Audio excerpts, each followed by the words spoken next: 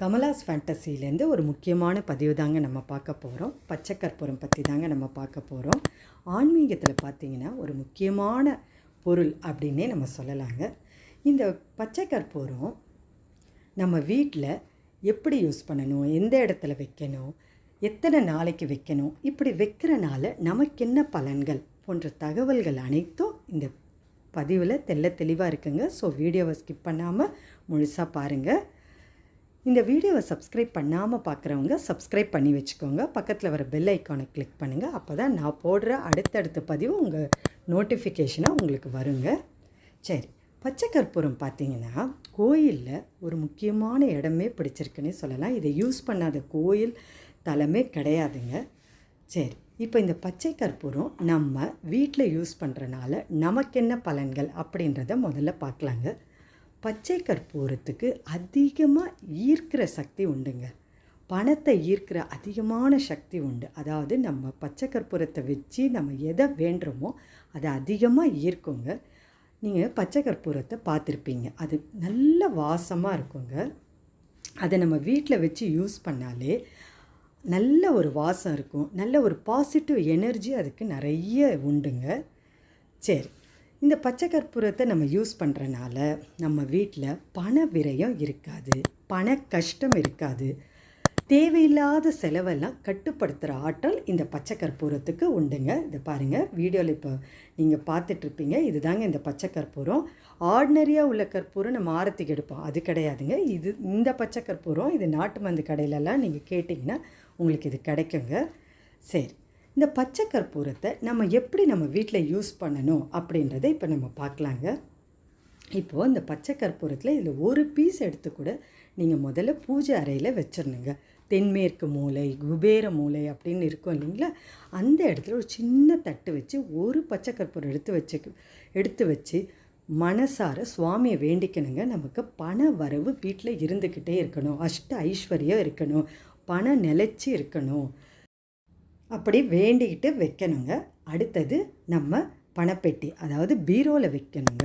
பீரோவில் பணத்தை நீங்கள் எங்கே வைப்பீங்களோ அந்த இடத்துல இந்த பச்சை கற்பூரத்தை வைக்கணுங்க. அப்படி பீரோவில் வைக்கும்போது நீங்கள் அந்த பச்சை கற்பூரத்தோட 2 கிராம்பு, 1 ஏலக்காய், கொஞ்சம் சோம்பு போட்டு ஒரு சின்ன ஒரு துணிலையோ ஒரு சின்ன கிண்ணத்துலையோ இல்லைன்னா தட்டு ஏதோ ஒன்று அந்த பணம் வைக்கிற இடத்துல அந்த மாதிரி வைக்கலாங்க. இது ஒரு சூட்சுமமான பரிகாரம் கூட சொல்லலாங்க. அந்த மாதிரி நம்ம வச்சோன்னா பீரோவில் பணம் இல்லாமல் இருக்கவே இருக்காது. ஏதாவது ஒரு பணம் இருந்துக்கிட்டே தாங்க இருக்கும். என்ன தான் அங்கே வீட்டில் செலவு பண்ணாலும் ஏதாவது ஒரு பணம் அந்த பீரோவில் இருந்துக்கிட்டு தான் இருக்கும். ஏன்னா அந்த பச்சை கற்பூரத்தோட தன்மையே பணத்தை ஈர்க்கிற சக்தி அதிகமாக உண்டுங்க. அந்த மாதிரி பீரோவில் வைக்கும் போது அந்த மாதிரி வைக்கணுங்க. 2வது, இப்போ பசங்க ஸ்கூல் படிக்கிறாங்க இல்லைங்களா, அவங்க பேக்லேயே நீங்கள் வைக்கலாம். இந்த மாதிரி மனசார வேண்டிட்டு வைக்கணுங்க. அவங்களுக்கு நல்ல நினைவாற்றலும் நல்ல படிக்கிற திறமையும் வரணும் அப்படின்னு நீங்கள் வேண்டிக்கிட்டு வச்சா அதே அப்படியே நடக்குங்க. அவங்க பேக்கில் இந்த மாதிரி பேப்பரில் மடித்து வைக்கலாங்க.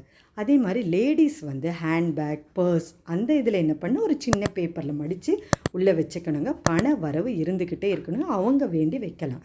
ஜென்ஸும் அவங்களும் அவங்க பர்ஸில் இந்த மாதிரி பேப்பரில் மடித்து உள்ளே வச்சாலே அவங்களுக்கு அந்த பர்ஸில் பணம் இருந்துக்கிட்டே இருக்குங்க. நிறைய பேர் சொல்லி கேள்விப்பட்டிருப்பீங்க, எவ்வளவு தான் பணம் வந்தாலும் எனக்கு செலவாயிடுது அப்படின்னு சொல்லி நம்ம கேள்விப்பட்டிருப்போம். அந்த மாதிரி இருக்கக்கூடாதுன்னா கண்டிப்பாக இந்த பச்சை கற்பூரத்தை ஒரு சின்ன பேப்பரில் மடித்து அந்த பர்ஸில் வச்சுட்டோன்னா கண்டிப்பாக அந்த பர்ஸ் காலியாக இருக்காதுங்க. ஏதாவது ஒரு பணம் வந்துக்கிட்டே தாங்க இருக்கும். ஸோ அந்த பர்ஸில் பணம் இருந்துக்கிட்டு தாங்க இருக்கும். ஏன்னா பச்சை கற்பூரத்தோட தன்மையே பணத்தை ஈர்க்கிற சக்தி அதிகமாக உண்டுங்க. நம்ம எதை மனசில் வேண்டி வைக்கிறோமோ அதை அப்படியே ஈர்க்குங்க. இந்த மாதிரி தாங்க பச்சை கற்பூரத்துக்கு நிறைய ஆன்மீகத்தில் பார்த்திங்கன்னா இதற்கான இடம் அதிகமாக உண்டுங்க. ஸோ பச்சை கற்பூரத்தில் வீட்டில் இந்த மாதிரி இடத்துலலாம் நம்ம வச்சுக்கலாங்க. ஹாலில் கூட நம்ம வைக்கலாங்க. ஒரு நல்ல ஒரு டம்ளரில் தண்ணி எடுத்து அதில் 2 பச்சை கற்பூரம் போட்டு நீங்கள் ஹாலில் வச்சிங்கன்னா உங்களுக்கு ஒரு பாசிட்டிவ் எனர்ஜி இருக்குங்க. வீட்டில் உள்ளே வரும்போதே நல்ல வாசமாகவும் நமக்கு ஒரு பாசிட்டிவ் எனர்ஜியும் கிடைக்குங்க. நம்ம ஒரு விஷயத்துக்காக பணத்தை சேமித்து வச்சிட்ருப்போம் இல்லைங்களா, ஆனால் அந்த பணம் கடைசியில் பார்த்திங்கன்னா தேவையில்லாத செலவுக்காக செலவாயிடுங்க. அந்த மாதிரி தேவையில்லாத செலவை கட்டுப்படுத்துகிற ஆற்றல் இந்த பச்சை கற்பூரத்துக்கு அதிகமாக உண்டுங்க. இந்த பச்சை கற்பூரத்தை நம்ம இந்த மாதிரி வைக்கிறனால பண விரயம் இருக்காது, பண கஷ்டம் இருக்காது, பண வரவு இருந்துக்கிட்டே தாங்க இருக்கும். இந்த பதிவு உங்களுக்கு ரொம்பவே பிடிச்சிருந்தா லைக் பண்ணுங்கள், உங்கள் உற்றார் உறவினருக்கும் ஷேர் பண்ணிவிடுங்க. அடுத்த ஒரு நல்ல ஆன்மீக பதிவோடு உங்களை சந்திக்க வரேன்.